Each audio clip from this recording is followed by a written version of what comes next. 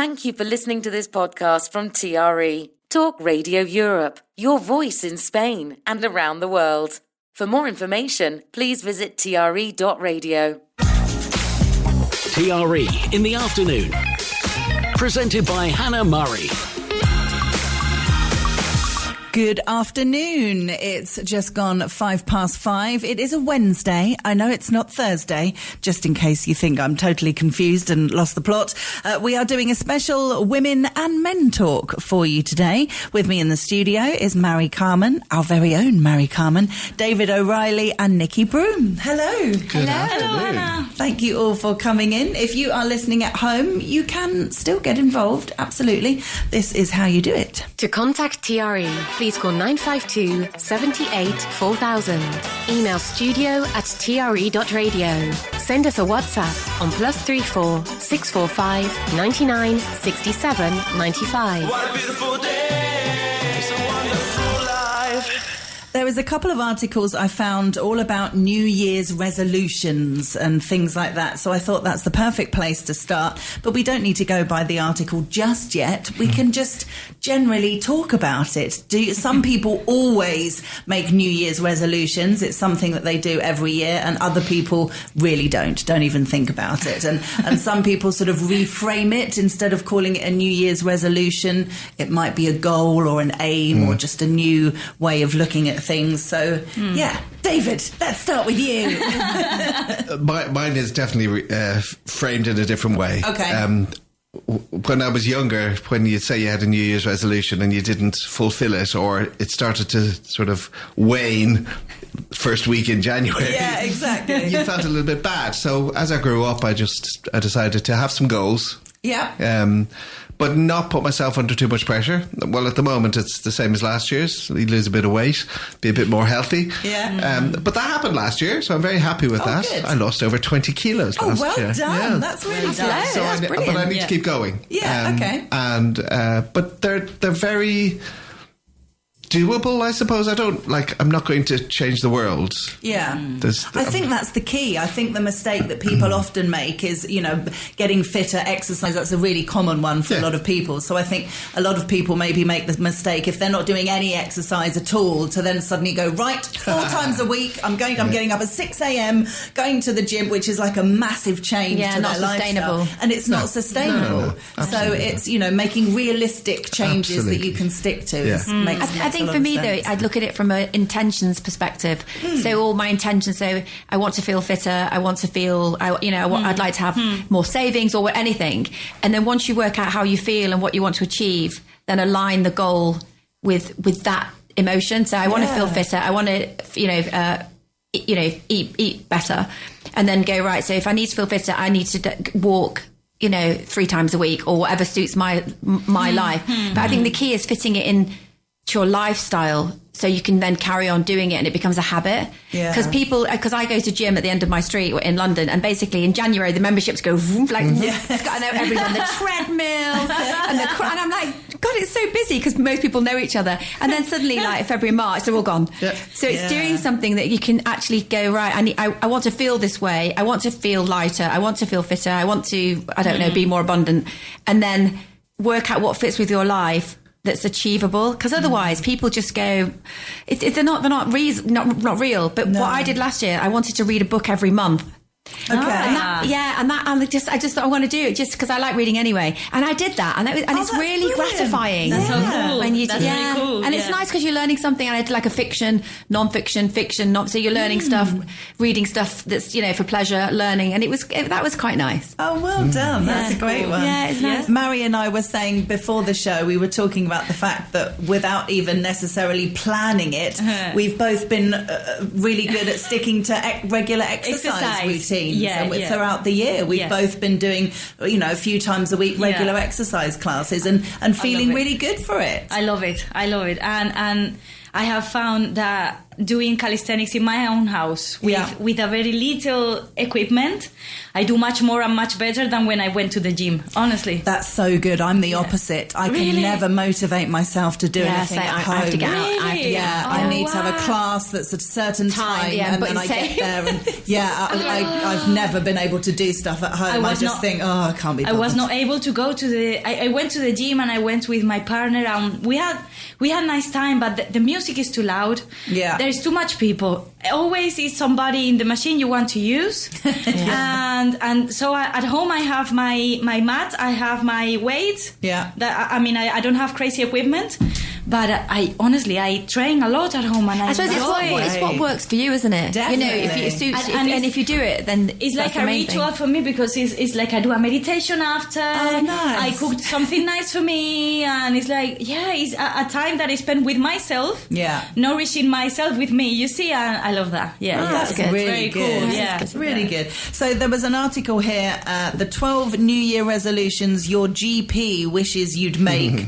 So these are all connecting to health. I thought we could mention some of them. One of them, which was only the second thing mentioned, that I thought was really interesting and something I didn't expect to see in the article: learn something that terrifies you.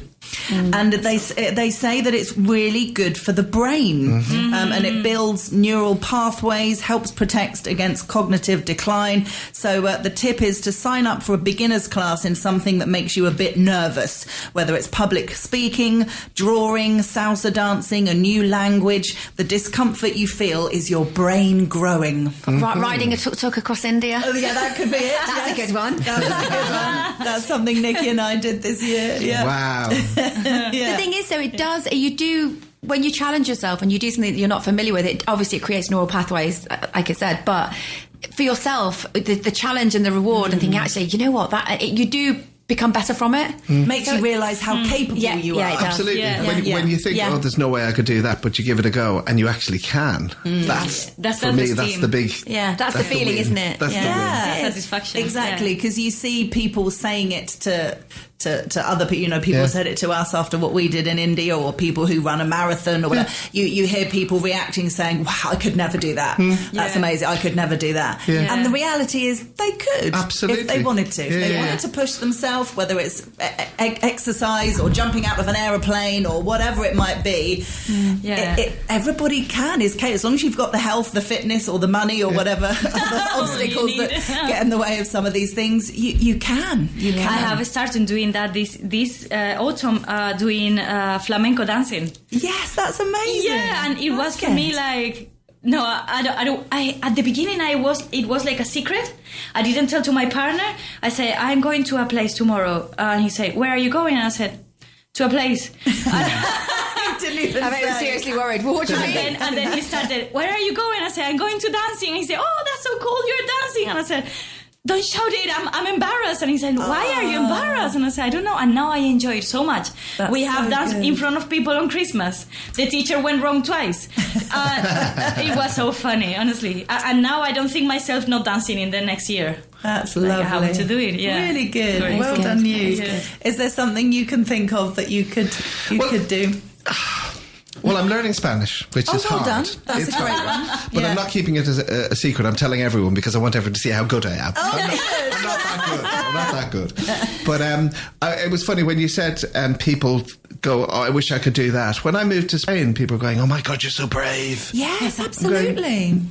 Have you been to Spain? It's a fabulous place. People are lovely. It's not difficult, no. I didn't see it as a challenge or something that I needed to have any fear about. But some of the things that we do, like, I to be honest with you, waking up every day is a challenge sometimes. But just being prepared to try. Yeah. That's what I think is really important, no matter what it is. Today I was putting up a garden shed on my roof terrace. I couldn't do that. But I tried. It's not perfect yet, but it will be. But I think as long as you keep trying, as long as you keep putting the best foot forward, sort of thing, and giving it a go. Yeah, give it a go. Definitely. What's going to happen? Exactly. The shed's going to fall down. That's what's going to happen. A friend of mine jumped out of a plane. Now, you could kill yourself doing that, so I don't think I want to do that. But most things that, if you're a little bit scared about, just give it a go. Bullfighting. No, thank you. No, thank you. Oh no. No, don't get onto that. No, not that. Stick to the dancing. So going back to this article, there's a lot of it's connected with health and things, but there was a couple of things that I thought. One of them is schedule a weekly phone call with a friend. It says loneliness and social isolation are as bad for your health as smoking 15 cigarettes a day. So the tip is choose one friend you've been meaning to catch up with and schedule a weekly phone call. Put it in both your diaries as a recurring appointment. 20 minutes of genuine connection a week adds up. Isn't that nice? Yeah, it's lovely. I think that's good, particularly if you're older, if you're elderly. I think younger people tend to go out, don't they, more socialise. But if you're living on your own and you don't have that social contact, I think that's really important because isolation is horrendous. I mean, that's nice. It's a nice thing for people to do. It's a nice gesture. Another thing, they talk about volunteering. So depending on how busy you are with work and things, it says volunteer for 2 hours a month. So something that you can do, whether it's helping the animals or going to... I'm going to do that this year. That's what I'm going to do. Yeah.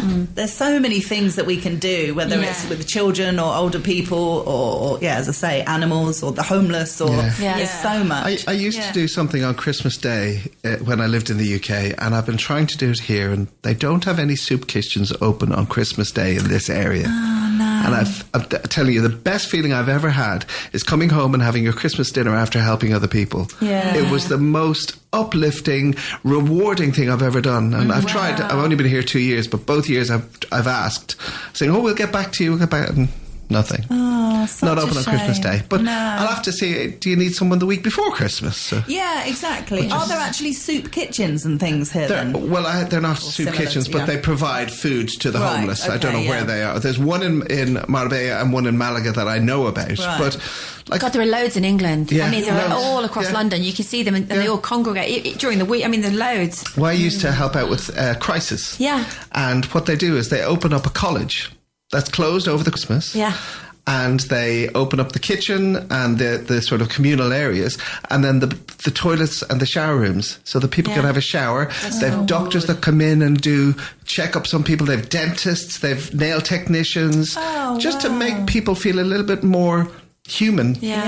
Because unfortunately, the homeless people, if they're a lot of people don't want to even talk to them. No, I know. So if they're just shown a little bit of kindness, and I remember value. it is. I remember there was one old lady I was looking after one year, and she was a really, really far gone alcoholic, so bad that if she'd stopped drinking, she would probably die. Yeah. So they had certain shelters that they would allow alcoholics who were that dependent to go, and they would get a small bit of alcohol, but all she wanted to do was find out what time the bus would come and pick her up to take her where she could go and have a drink. I know. All she wanted to do was to have a chat. Yeah. So we spent, 5 or 6 hours pushing her around to go and have a cigarette and just chatting with her. Nice. I gave nothing other than my time, and I'm telling you, I went going home to your own place, putting on your dinner and sitting down, having helped someone who doesn't have a place. Yeah, it's rewarding. Oh, it's Definitely. the best. So if anyone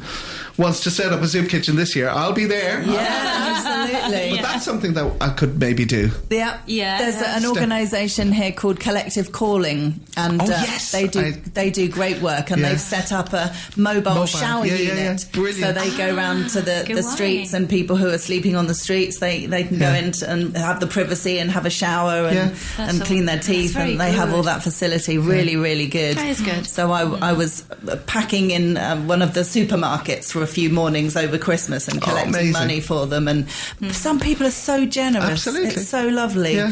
There are lots of people that were only too pleased, particularly this time of year. Oh yes, of course, I'll give you money. Really, really nice. So yeah, there are different organisations, but I'll see if I can find out about soup kitchens and and stuff. I'll travel.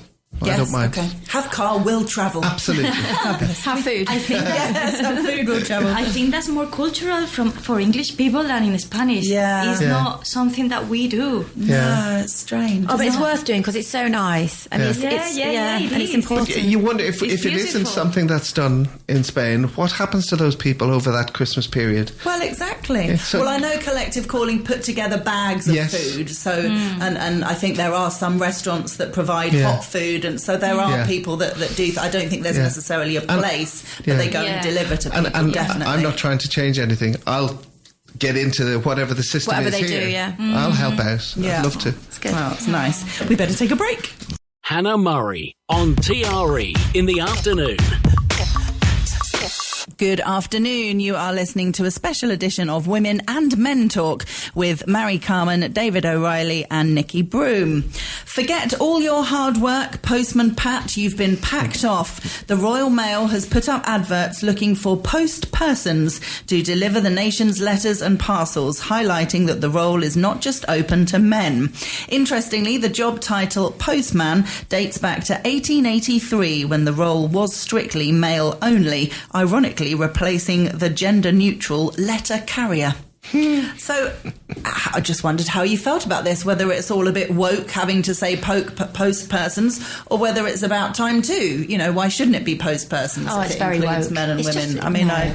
It's No? just one of those, change the name. I think it's just really woke, a post person. It's just ticking a box, isn't it? If you could, just because it's a postman that's been called for years, we have my best postman that I've had in London. It was a woman that she was worked for till she retired. She used to come. She was brilliant, and it's not so literal that you can go, oh, I'm a woman, I can't go for that job, because No. you couldn't do that in this day and age anyway. So. Bit woke, I'm interested to know how wokey-cokey for me. Yeah, how she felt about it. Did she call herself a postman or a postwoman? Oh, I wouldn't know. Yeah. Wow. Morning, postman. I don't know. I've left the UK now for a couple of years, but he was the postie. He wasn't a postman. Yeah, He was the postie, exactly. Postie. Okay. That's what we call it up north as well. Yeah, The postie, postie. yeah, Postie. the postie. That's true. Wasn't a postman. Never Right. was Yes. the postman. Okay. That's true, actually. Because I live in Yeah. London now, but up Yeah. north we called it the postie as well. Yeah. Okay. Our postman used to come in for a brew and a piece of toast when we Oh, lived up that's north. nice. I know. Not in London. Our postie waited for his envelope at Christmas. Oh yeah, true. And also, that's the same as bin men. You say the bin men. Yeah, that's Yeah. true. don't I'm not say sure I've ever seen a bin woman. No. Right, Driving. quite right. No woman enters a bin. Yeah, I always wonder, because I'd agree with you. I think, it's supposed that they've been always called. I haven't used postie, to be honest, so maybe it is a normal Yeah, thing. I yeah. don't know, but I've always just said postman, and even if I would have seen a woman, I think I still would have said postman. Yeah, you do, though. But I wonder how they feel. Whether I they honestly don't think they can. No, because even Chairman has actor, changed to chairperson. yes, it has. But even the whole actor and actress, Yeah, there they are want to lots call of actors. They want to be called actors, Yeah. don't they? Yes, that's So true. Yeah, the females called of actors. Yeah. Oh, really? I exactly. didn't know. Yeah, they do. I didn't know. I just think it's another nod to political correctness. Yeah, trying to make sure everybody's happy. It's and- just like, get on with it. I think one of the problems is, and this is well, I work in HR, so Oh God! So you agree with it? No, I don't agree. I don't agree. But there have been companies taken to court. Wow. Amazon. Because, it was slightly different, but basically the algorithm that their recruitment tool used took the sort of direction from the head of that team, who was a man, and he only ever had employed men. So it literally wiped the women's applications out of the system because it wasn't who he was looking for. Oh, that's They were slightly taken different. to court. It is, Yeah, I mean, it's but the same if, vein. if you still have postman Yeah. on the advert, are you? I wonder. I'd love to know if wonder women too. actually say, Yeah, yeah. "I'm not applying for that because it says man." I wonder. Yeah, that's true. Well, those kind of women you don't want anyway. That's not easy. It's not very HR. Yeah, it's an interesting point. Yeah, I don't know. I don't know how They I should would have feel. said postie. It's Postie, more yeah, current. It's cute. absolutely. It's engaging. Yeah. It's not quite so divisive. It's not woke. It would have been a better Yeah. marketing sort of word. Absolutely. I'm sure I've seen many times over the years advertisements for waitresses. Yes, Yeah. Does that mean not men? yep, it shouldn't. You know what I mean? Yeah. Because Yeah. surely it should. You would say now, or would have to say now, waiters or waitresses. Yeah, or 'Cause waiting a staff. Waiting staff. Waiting staff. Yes, Yeah. waiting Yeah. staff. Yeah. Yes, Waiting absolutely. Because if it just said waitresses, that would mean not men. It could. Yeah. It would mean hooters. Exactly. Maybe that's where I saw it. When I heard post person, I was thinking something related to AI. I didn't understand post person. Oh, okay. Oh. So I thought, now I understand after listening Male, to you female. guys. Yeah. But at the beginning, it was like AI delivering the letters, and I thought, oh, how do they do that? You see? What would you was call them lost. in Spain? Is there a gender-specific role? It's or cartero y cartera. Sí. Okay. But yeah, so you would- when the cartero or cartera comes home, it's like, ¿quién era? Correos.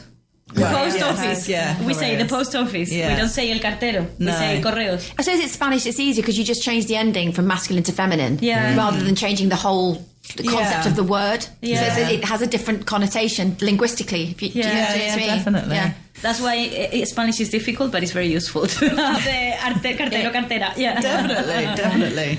Okay, we are talking about swearing now, but trying not to do it.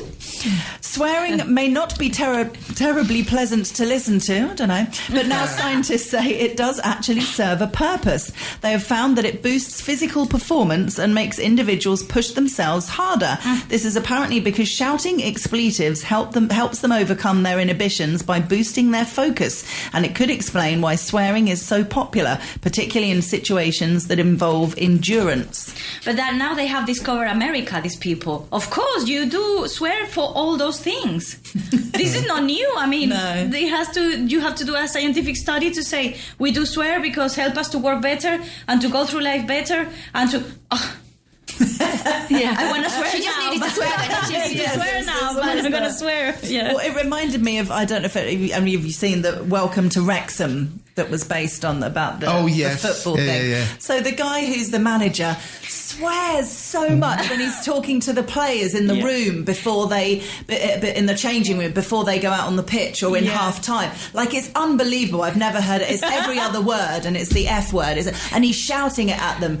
And even though I'm not offended by swearing at all, sometimes you kind of go, it sounds like a bit much. But Yeah. then in this context, it totally makes sense. Yeah. If it's all part of, motivation and right, we're going to do this and rah, rah, rah. Yeah, yeah. It's all that kind of, Emphatic. Exactly. Yeah. And it gets your blood pumping, and, instead of a team talk, well done, that was very good. I'm not sure you handled that I think it's particularly absolutely well. true. It's definitely not the same, it's not the is same. it? Also, when you if you stub your toe and you go, Yeah. and you kind of you need to something Let it in you out. needs to get to Yeah. release the pain. Yeah, I know yeah. that's an emotional thing, like motivating and getting riling does people up. Proportionate But with it's the the same, it's issue. the same Yeah. thing. It's just Yeah. I think it's definitely true. I cannot It's live without swearing, honestly. I No, swear so same. much. And Spanish people, we swear so much. Working with English is very difficult for me because... Oh, don't worry, we do too. Oh, yeah. Don't worry, we don't understand. You're fine. But normally English people is like, oh, you swear. And it's like, yeah, sometimes when I do swear and I say, shh, don't do that. And it's like, why not? Da, da, da. And I start swearing all the time. But I cannot live without it. Yeah. No. I need it. It's good for the soul, I think. Yeah. Yes, absolutely. Okay, we better stop talking about swearing before we end up all actually doing it. So this is an interesting one that I was thinking about after what you were saying earlier, David, talking about regrets. With the big decisions in life, research shows we are more likely to regret what we didn't do than what we did, and that regret lingers on. We regret, for example, not applying for that job abroad. We imagine that if we had, everything would have turned out brilliantly and led to us having a far better career than the one we've actually had. This is all with what you tied in with what you were saying. Just go for it. Just do Absolutely. it. Just try it. I haven't heard of anyone on their deathbed saying, I wish I'd worried more. Yes, exactly. Also, when you do stuff, I think when you do stuff, the time that you made the decision around that particular, moving to Spain, taking a job, whatever, the parameters and the circumstances that made you get to the outcome at that point, you needed to do, and that was the right thing at that time. If you then look back and go, oh, I wish I'd have done that, you're looking at it from a different perspective because you're looking at it from your eyes in that stage of your life. Yeah. So I always think you make the right choice at the right time in the circumstance that you're in, and looking back, it's not the same dynamic. So you can't ever, you just go, I made that choice, because then if it wasn't the right choice, I wouldn't have done it. Yeah. So you can't ever go, you have to live in the moment, you have to live in the present. That's done now. Yeah. You can't ever change it, and wasting energy on something that's going, I wish I'd have done that. Well, you don't, because you did that at that time because that's what you needed to do. Yeah. And if you didn't do it then, you wouldn't be where you are now. So it's like that sliding doors moment, like the Yeah. movie. You can't live your life like that. It's total waste. I must say, though, there is a decision I didn't make in my life when I was younger. That is going to the UK to work. I applied for a job. I got the job. In the last moment, I said, I'm not going. And I don't regret at all. Oh, good. I don't. I am happy that I didn't go because I was in a very tumbling moment of my life. Going there on my own will be much worse. That's the point, though. You made that choice because of what was going on. But I had everything prepared. Like, I got the job. I was chatting with the people. Like 2 weeks or 1 week before, I said, I'm not going. I'm sorry. It was not good for the people that were waiting for me, but I say, I'm so glad. It was good for you. Yeah. Also, I think we can easily look back on things, and if we have made, which I'm sure we all have in different levels, bad choices or bad decisions in our lives, whether it's to do with money or work or relationships or health or whatever, regretting having done something that we feel bad about or was the wrong decision is a horrible place to be, you know, living with that, oh, I can't believe I did that, or what a bad decision, or you can't kind of grow from that. It's understanding that you made that choice at the time for whatever reason and trying to learn from and it, also I guess, see which is really positive. If you see it as a lesson, rather than why did I do it, and you go actually, like you say, what did I learn from that? That was a lesson for me, and did it for a reason. Yeah, and I'm not going to do that going forward because that happened. I felt like that, and I don't want that. So if you reframe it as a lesson, so you learn from it, then you don't do it again. Then it's actually not negative. No, it becomes a positive thing for sure. That's what I say to my kids anyway. It's true though. If you're constantly looking back and going, I wish I had, or what are you missing now? It's not a way to live your life, is it? They say the present is a gift. Yes. And if you're looking back, you're not looking at your gift. Either looking at what you didn't do or what you did do. It's all living in the past, and there's nothing you can do about it now. You can't change a decision that you'd made or didn't make 20 years ago. It's like, well, you gotta... There's no point. Exactly. Yeah. Okay, we better take another ad break. Hannah Murray, TRE in the afternoon. Good afternoon. You are listening to Women and Men Talk with Mary Carman, David O'Reilly and Nikki Broom. There's an article here about Dancing Queen, the song by ABBA that topped the charts for 6 weeks in 1976. It was again sung by Meryl Streep in the film Mamma Mia. It turns out that ABBA's Dancing Queen could help to improve heart health. Researchers found that dancing to the track, which is about 100 beats per minute, results in a healthier heart rate than faster songs. It's one of my least favourite songs ever, I have to say. Same. Just because it's so overplayed. It comes from when I worked in a bar, in a 70s bar, that only played 70s music, which was brilliant because you had all the disco music and, you know, fabulous music and all the glam rock and everything. But that was the most requested song, whether it was groups of 20-year-old women, groups of 70, they all went, Dancing, we played Dancing Queen. So I'd honestly hear it about 6 times a night.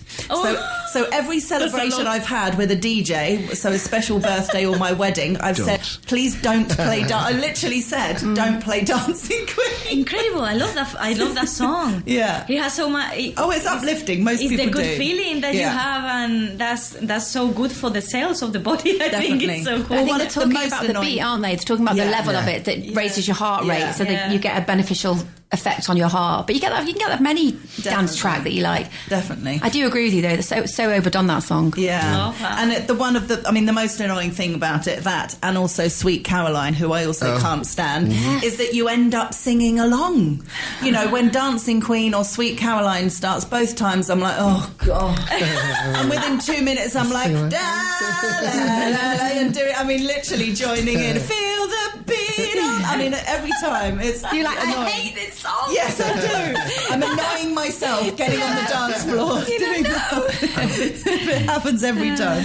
No, so funny. That's funny. This I thought was an interesting one. It's long been known as the lipstick effect, the idea that slathering on your favourite lippy can boost your confidence. But a study has now found that wearing makeup can even reduce the risk of depression, especially in older women. Researchers found that women who regularly apply makeup, such as lipstick or eyeshadow, have better psychological well-being than those who go without. Yeah, but I think it's deeper than that, because you put makeup on generally and make yourself look beautiful because you're going out somewhere or going to do something. So that the whole thing of making yourself look nice because you've got somewhere to go or meet then makes you feel nice better. anyway. So if you sit at home like that with hair in a bun and jammers because you're not doing anything, then obviously you're going to feel more inclined to feel lower and depressed than if you're... So it's not just... If you sat at home with a red lipstick on... Yeah, you're not going to go, I feel better now. My mother used to put it on to open the door. I love that. Really? I love that. Love it. I mean, I love it. I Just think that's open the great. door. Oh, funny. amazing. Lovely. Wow. Yeah, but Did that's she, nice, did she though. have that sort of positive uplift? Did it sort of connect with her, do you think? Well, I think it made her feel like she was. Yeah, nice. I don't know. I'm not going to go into the story. I don't think she was the happiest woman in the world. Fair enough. But to put on her makeup Made a made her difference to feel yes. like she Well, that's was, lovely, even though yeah. she wasn't. Uplifting. Yeah. It's interesting, isn't it? You do feel like, I mean, I've got makeup on now because I'm going out tonight. And my children were like, Mummy, That it was looks natural. disgusting. No, they didn't. Cameron's like, Mummy, you look orange. Like, take it off now. Oh, no, you look beautiful.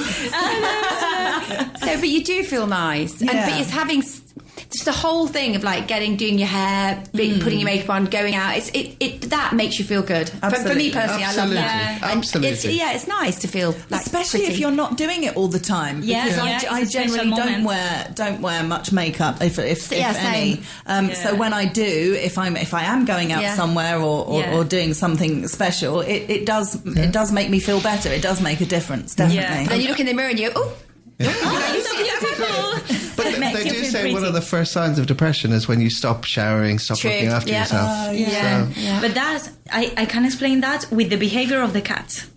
Okay, so Oh, here we go. I Yeah. want to hear this. that's very profound. so my cat Billy, who is not with us anymore, I took him to the vet because he got, among a lot of things, he was run by a car and broke his hip. Oh. Okay, so he was alive, but he spent in the hospital, in the animal hospital, many days.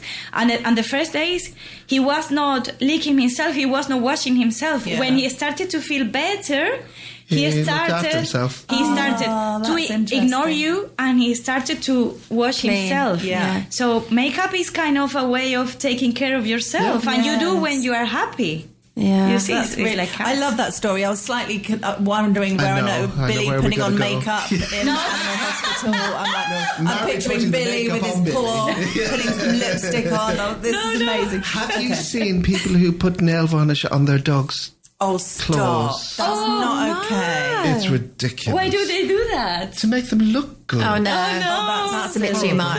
And probably cruel and probably not good Absolutely. for them with the No, chemicals. if and they were things. licking them, yeah. Yeah, they could lick and bite Oh, that's it. not good. That's Poor dog. terrible. Yeah, that's Sorry. They need to Sorry, buy I brought it they there. need to buy a doll. Quite frankly, yes. Yeah. painting their own nails. Well, yeah, exactly. One more before we take the last ad break. We discussed this, I think, a little bit on the last show, but I saved it because I think it's an interesting one. Kate Winslet, having turned 50, you'd think that Kate Winslet might be tempted to join her fellow Hollywood stars by dabbling with a shot of Botox or filler. But no, the actress wants to turn the tide on attitudes to ageing, claiming that young women have no concept of what being beautiful is and that too many are hooked on fat jabs. She said she didn't care any more about what people thought of her. If a person's self-esteem is so bound up in how they look, it's frightening. Mm-hmm. I love what she's saying. Yeah.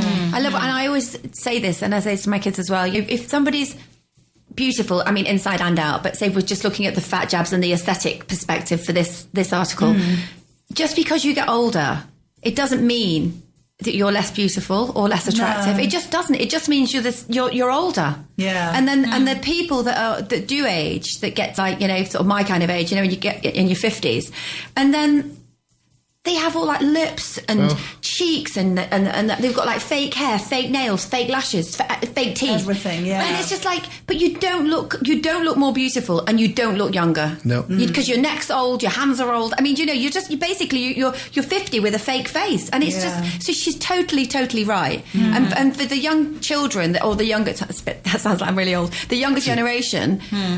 They all look the same. Yeah. Because everybody, regardless of what you were sort of born with, has big lips, puffed out cheeks, Yeah. big It's long really all the eyelashes. same. And everybody looks the same. And there was an article I read quite a while ago, and it always makes me laugh. And there was a guy, I think it was a Chinese couple, and he'd married this woman who'd had like her nose done, a chin done, everything, had a whole face done, and she had children, and she gave birth, and he was like, oh my God, like what's that? The kids look nothing like her. The kids didn't look anything like, and like, so, you know, they look a bit like you. And he ended up, he took her to court. Took her to court and said, I married you thinking you look like that, but genetically. So you can change your face, but you absolutely can't change your genes. No. So if you're like, big nose or whatever, you're going to have a kid. It's going to come, it comes right back at you. So there's always that to be aware of. Did you see her on Graham Norton a few weeks ago? Who? Kate Winslet. Oh my God, she was stunning. She's gorgeous. She's very pretty. Said, I'm 50. And she was wearing a latex dress, great figure, fitting. And she's, I don't care. Yeah, I love that. She's great. That confidence is attractive. Yeah, absolutely. Yeah. Absolutely. Yeah, but playing devil's advocate, because I completely agree. I agree with everything you both said. I love her. I think she's brilliant, and I think her attitude and inspiring for young women and everything, great. But the devil's advocate would kind of say, well, she can say that because she is beautiful and does have a great figure and has a very naturally pretty face and great hair and all that kind of stuff. I wonder if we were looking at her and for whatever reason being really critical and decided that she was overweight and wasn't particularly pleasant to look at and all that kind of thing in the way that people do judge people in the public eye. Yeah. Would people be thinking maybe she should have a bit of work done, love? I'm not saying that's what I would think. I'm just saying, it's easy to think, good for her because she is naturally beautiful. She is naturally beautiful, but also she has, let's not mince words, she's got the money to have a chef and to have definitely, to keep her looking the way she does look. She does, that's true. However, she is beautiful and she's putting out the right message for the younger people. Definitely. So that, like, if you, I can't remember who it is, Helen Mirren. She's exactly great. the same. Yeah, she is doesn't give a hoot. This is who I am, and like we said, and also earlier, very attractive. Stunning. She's really attractive. She's the thing about the fat jabs though that she mentions is the other thing for younger generation or whoever's doing it. That is also a lifestyle thing as well. And I have lots of friends who've done it that have lost a lot of weight and they look brilliant. But it's the flip side is if you sometimes go back, stop it. When you get to a certain weight, people can go straight back to where they were because they're not changing their diet, their habit, their exercise. So she is right about that. People massively, dramatically change their appearance, but through not through the right need reason. To be on it for the rest of their lives, which can't be healthy either. No. Well, I'm sorry. Look at Sharon Osbourne. Kelly Osbourne. It's so scary. They look ill. They do. It's frightening. My mother has said always, a lesson from my mother was have elegance no matter the time, no matter the age you have. If you get to your 60, keep elegance. And that's something that I think the younger generation, even younger than me, they are not keeping. They want to be explosive. Like exuberant. An impact. And elegance is not impact. It's about discretion. Understated. Very true. A lesson from my grandma was always have clean underwear in case you have an accident. And get my grandma as well. Yes, never forgotten that. Good advice, grandma. See these people, they know what they're talking about. My grandma had the same. Before that, same pair for weeks. No, I'm joking. Totally joking. Let's take it off. PJ. Hannah Murray. TRE in the afternoon. Good afternoon. Welcome to the last part of today's Men and Women Talk with Mary Carman, David O'Reilly and Nikki Broom. Hey mate, word to the wise, one mate to another. Stop calling people mate when they're not your mate. All right, mate? The pervasive term is almost certain to irritate the over 50s, a survey has found, and women especially. It's a big thing in Australia, but it's become increasingly widespread in the UK. How do you feel about being called mate? Pet hate, mate. But you don't like mate? I hate it. I absolutely cannot tell you how much I hate it. Really? Why? I hate it. And when my children do it, all right, mate. It's all right. It's not that deep. And I'm like, there's so many things wrong with that. All those statements you've just made. I hate it. I can't stand it. When they say it to other people or you? When they say it to me, particularly. Right, okay. Or other people say, all right, mate. Like, anything. I just don't like it. No. I don't care. That might be an age thing because I hate it. I don't care. I think I like it. Yeah? Yeah, it's mate, es como we say in Spanish, y yo. Yeah. Y yo for everything. That sounds okay. Y yo, everything. Yeah. So, mate is the same, isn't it? Like, if I was out and somebody said to me, can I get you a drink, mate? I'd be like, no. I'm not your mate. Absolutely not. So are there other words that are kind of okay? Because some Darling, women... beautiful. I was going to say some women are offended by words like darling or things like that. They're the love ones that are like post persons, aren't they? They're those kind of women. Wow. Again, it depends on the environment. Yeah. Yeah, Right. it depends on the moment. Like I hate bruv. Or what, bruv? Oh, even what my kids say that as bruv well. is worse. It's like bro? Brother. Yeah, bro. Yeah, bruv. bro. Yeah. Bruv, yeah. Yeah. Hate it. I think it's a cultural thing, isn't it? And also, I mean, it's I suppose a London thing because it's with the accent as well. Bruv, all right, bruv. All right, bruv. You wouldn't say, all right, bruv, would you? It's a very kind of, all right, bruv. Well, you could, but no. I've never heard it myself. I would never ever we've been friends for a long time. I'd never go, okay, you're right, mate. I would just never say it. No. I wouldn't say it to girls. I wouldn't say it to men, women. I think I'd never it's say more bruv. I think it's more of a man thing. I don't hear many women calling people mate. I feel like more men would say to other men, to be honest. I associate more to men in my head definitely. too. I've never used it, but I've heard men use it to each other. Yeah, In a group of... Yeah, in a group of mates. But Right, I suppose up north you say a group of lads. I think we'd use... But not that you call somebody a lad, but you may... I don't know. I just... Kids. Yeah. I quite like hearing men say it to each other. Oh, I you think like it's- that? Yeah, I like hearing... I'd find it odd if someone said it... I mean, I wouldn't be offended, but I'd sort of think it was a bit odd because in my head, I think it's something that men say to other men. Yeah. Men call each other mate. Like, all right, mate. Yeah, All right, mate. yeah, All right, mate. Exactly. All right. All right, mate. It's definitely the accent. But mate is like compi in Spanish, like compañero. Compi is not bad. What I don't like in Spanish is when somebody calls me cariño. Oh, really? You Is don't that like that? If somebody that I don't know. Right. If it is- That's exactly what mate is about. If you don't know someone, they call you mate. You go, excuse me? And you hear people saying sometimes, I'm not your mate. Yeah. You know, sometimes people. I don't mind people calling me darling, though. No, I don't. I genuinely don't mind that at all. Because it's an If I don't affectionate know- term. If I don't know, so when I was a waitress, some men say gracias cariño, and I was like, I'm not your cariño, I don't know you, and they were no, eres muy sosa, and it's like no. I'm not your cariño. Cariño is something that my father says or my boyfriend says. Yeah, but it's, not it's you. intimate. It's intimate. Yeah. So I don't know. It's a fascinating one. I think sometimes, certainly in English, it depends how it's said. Yeah. Because the way you can say it sarcastically, you can say it in a really kind of sexual, I'm coming on to you kind of way. Yeah. You can just say it in a smiley, matey, chatty way. Yeah. There's so many different ways that it can be said and therefore received. Yeah. So you can think, oh, that's nice and friendly. You can think, oh, he obviously wants something from me. Or you can think, oh, he's a bit rude. Or you know what I mean? Just the same word, how it's said. Or for example, my love, when they say thank you, my love, and in English it's very normal. But if somebody says to me gracias, toma mi amor, or gracias, mi amor, it's like. Wait. Oh, you do say my love in English. Yo no soy tu amor. It's stronger in Spanish than in English, I think. Yeah, again, in English, it's an affectionate term, but there are people who are offended by it exactly the same way. Would think, I'm not your love, I'm not your darling, I'm not your Thanks, babe. love. Oh, you say that all the time. Oh, what babe? Yeah, what babe? What babe? No, not good. I mean, it's a personal thing. Absolutely. I think. Definitely. Thanks, mate. Bye, mate. Happy New Year, mate. Okay, we have under 5 minutes. So let's pick a good one. Oh, these are all controversial. You see, we don't want to end in controversy, do we? No. I like your hair, mate. Thanks, Carino. Is that the right thing? The right ending, Carino.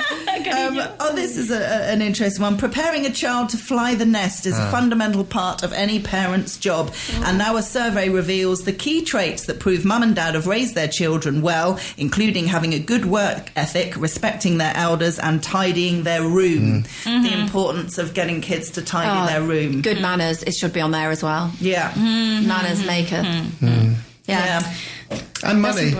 Teaching your kids about money from an Giving early them loads age. of money. No, not. No. From, I think I told you this story before when I was here before. My mother, I started working with my father when I was 13, going summer holidays, Easter holidays, Christmas holidays, and getting paid every week in a little brown envelope, and I had to give my mother some of that every single week. But when she died, all that money was in my post office account. Oh. life. But it was giving that money over, Yeah. showing It's a that I needed gesture. to pay for my room and my board. Yeah. And I That's still a- had to it's help a out with great cleaning the lesson. house. That's I essential. think it's one of the most important Yeah, lessons to teach your definitely. Yeah, children. that's And even if she 100%. didn't save it for you, it was a great. It But the wasn't fact about that she the- saved yeah. it was It's that a little gesture, yeah. extra. Yeah. special, It was beautiful. just teaching me. Like when I went to university, I was given 500 Irish pounds per term for me. Yeah. And I came home and gave my father back money at the end of each term. Oh, wow. Because I'd been taught how important money is. Yes. Yeah. That's That's a really good ethic, important. that. Yeah. That's and very I think good. kids need to learn that Yeah. because I'm not talking about anyone in particular, but kids seem to get everything they need. Not would need everything they want. Yeah. Not everyone, of course, because not everyone has the money. But I've seen little kids in bloody prams with iPads, and I'm going, come on. You should be at work. Wait till they're 13. But even older kids and girls, older like with 25, and it's a very common thing in Spain that mothers and fathers with the money, mothers with the chores at home, they educate children in privilege. Like, I do this for you, I do that for you, I put this money for you, and I think it's because we come from a very poor background from the Historically, war, from the yeah. Civil War and all that. But we are, this generation, my generation, we are learning again to not do that. Yeah. Because my generation still are men and women with 35 years old. They have not left the house because they don't have to pay. Yeah. And it's not that you have to pay. It's like, go to the life and take risks and live I on your don't own. mind my kid, because I've got two kids. I don't mind them having lots of nice things, but I do expect them to get, when they get to a certain age, work. So my daughter's 15, and when she came back from school at Christmas, the coffee shop I go to, the guy owns it, and I'm like, my daughter's going to come in, she's going to work some shifts, she's going to get a job. And I said to my daughter, when you get back, you're going to go to Tinto, about a Spanish thing in London. And she's like, yeah, totally fine, because she can have money and buy stuff, but she wants more money that's over and above that. Then she has to go and work. Yeah. And they're both not work shy, but they both do get a lot of stuff. Do you know what I mean? And they do, and I don't deny that. But I also expect them to be able to work. Bye. Hannah's I just waving. raised my hand. I've got 20 seconds left. Thank you all very much for coming in today. Thank you. I know Thank it's you. a special Thank you, day, Hannah. but it's been lovely to have you all. Thank you, Murray. Thank you, David. Happy New And Year. thank you, Happy David. New Year. Happy New Year. Absolutely. Next, enjoy the new year. It's just another day, and I'll see you next year. You've been listening to a TRE production. If you've enjoyed this program, there'll be another episode waiting for you next week, right here on this platform, where you can also access our extensive back catalogue of shows and interviews. For more information on our live programming, social media channels and apps, and how to contact Talk Radio Europe, please visit tre.radio.